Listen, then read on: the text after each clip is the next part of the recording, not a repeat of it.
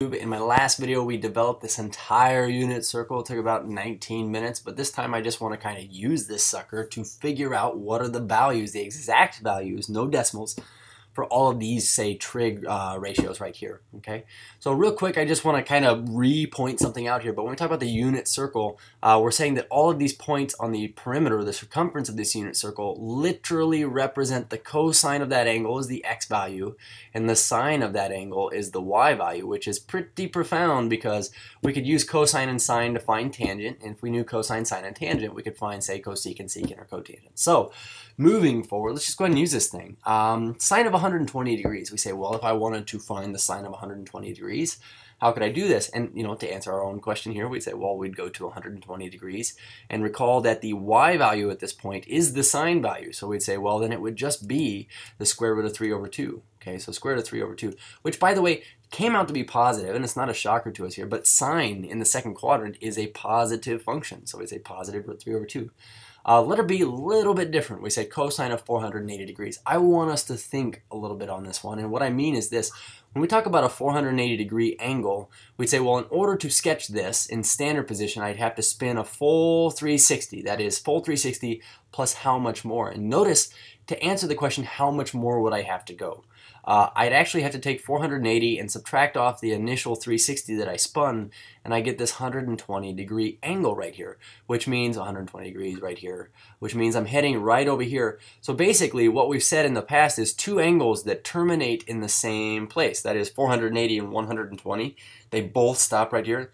They are coterminal. Recall that you can always find a coterminal angle just by adding or subtracting 360 off of it. So if the sine of 120 degrees is root 3 over 2, we say, well, what is the cosine of 480 degrees? It would be the exact same thing as the cosine of its coterminal angle that was between 0 and 360. So the cosine here would be negative a half. So we say negative a half.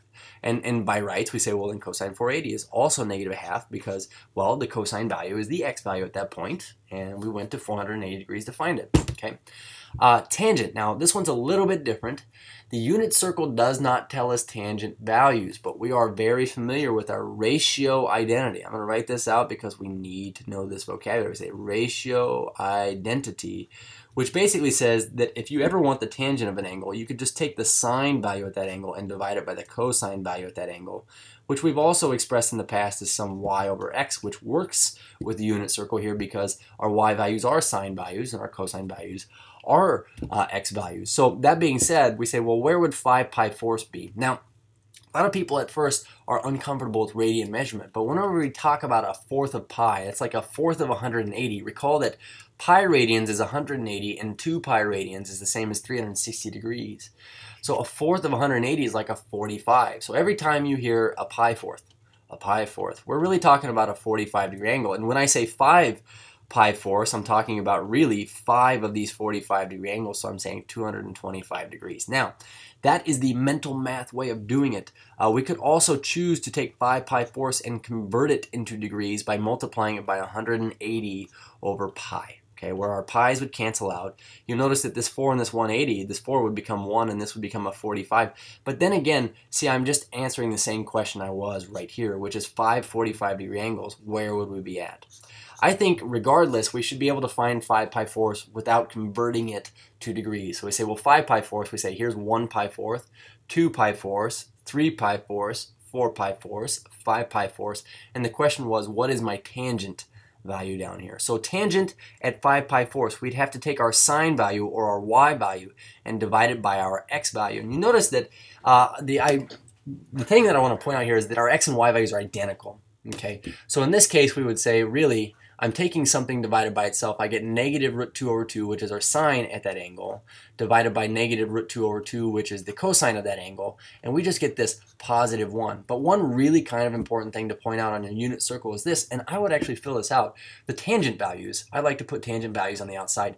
Anytime you're dealing with a 45 degree reference angle, okay?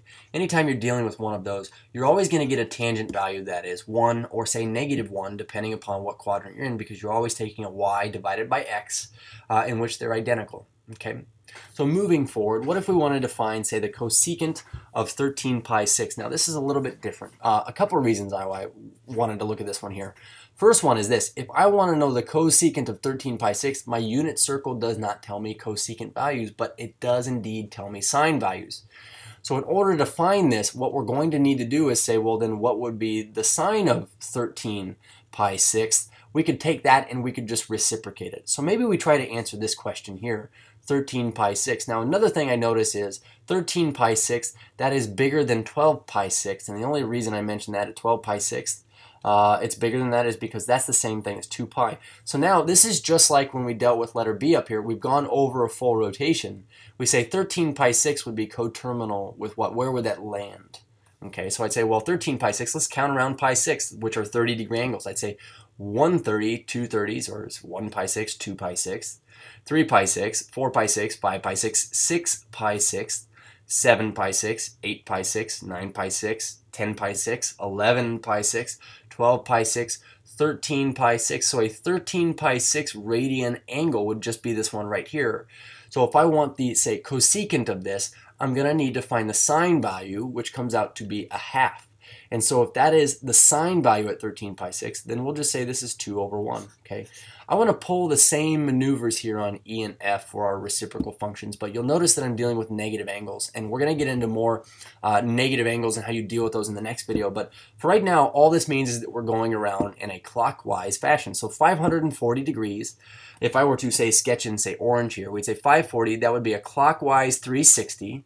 So if I said, all right, well, I've gone 360 already. If I take, now, how many more degrees, if I take 360 off this, how many more degrees would I have to go? So I'd say, well, borrowing from my 5, this becomes a 4.